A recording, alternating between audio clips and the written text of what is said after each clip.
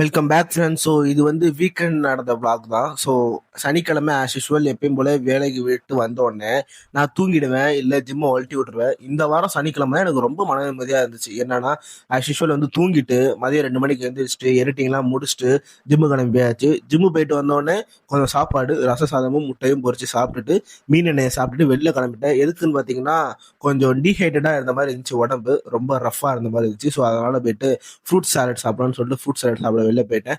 அது முடிச்சுட்டு சரி நம்ம தான் 100 நாள் சேலஞ்ச் எடுக்க போறோமே, அதனால அதுக்கு முன்னாடி ஒரு வெளுத்து கட்டிடலாம், ஆசைகள்லாம் தீர்த்துடலாம் அப்படின்னு சொல்லிட்டு கறி விருந்துன்னு ஒரு கடைக்கு போனோம். ரீல்ஸை பார்த்து எந்த கடைக்கும் போகக்கூடாதுன்னு முடிவு பண்ணிட்டேன். அப்புறம் தூங்கி முடிச்சுட்டு அடுத்த நாள் காலையில் எழுந்திரிச்சு நம்ம எப்பயும் போல விளையாட போவோம் மதியமே கிரவுண்டுக்கு. ஆனால் இந்த தடவை கொஞ்சம் டிஃப்ரெண்ட்டாக ஆஃபீஸ் ஃப்ரெண்ட்ஸோட டர்ஃப் போனோம். ஸோ டர்ஃப் போயிட்டு நல்லா என்ஜாய் பண்ணிட்டு வீட்டுக்கு வந்து குளிச்சுட்டு வெளியே கிளம்பியாச்சு. வெளியே கிளம்புறதுக்கு முன்னாடி ஒன்று ட்ரை பண்ணலான்னு சொல்லிட்டு நான் வீட்டிலே ட்ரை பண்ணேன். என்னென்னு வந்து பார்த்தீங்கன்னா hand stand with support. So அது கொஞ்சம் கோளாறு ஆயிடுச்சு. அதுக்கப்புறம் அதனால தான் வீடியோவில் ஆட் பண்ணல. ஸோ போக போக அதையும் கற்றுப்போம். அப்புறம் டீ கடைக்கு போயிட்டா ஒருத்தன் நம்மளே வாட்சை விட்டுட்டு இருந்தான். அப்படியே பொறுமையா இந்தியா பாகிஸ்தானோட மேட்சை பார்த்துட்டு நைட்டு ஏரியா ஃப்ரெண்ட்ஸ் வேற டர்ஃப் புக் பண்ணியிருந்தாங்க. சரி அங்கே போகலான்னு சொல்லிட்டு கிளம்பி போனா சரியான மழை.